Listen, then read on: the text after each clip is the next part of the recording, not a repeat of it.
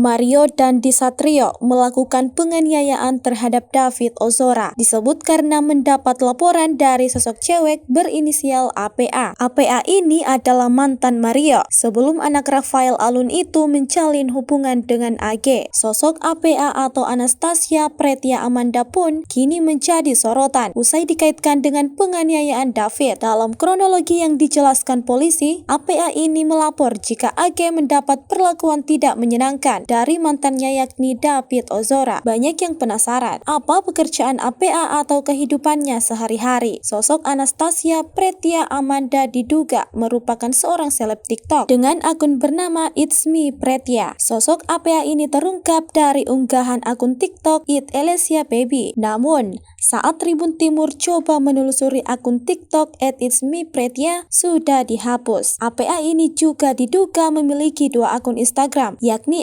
@Amanda Pretya dan @_Pretya yang dikunci. Aktivitasnya bisa ditemukan di akun Instagram @amandapretya.ofc.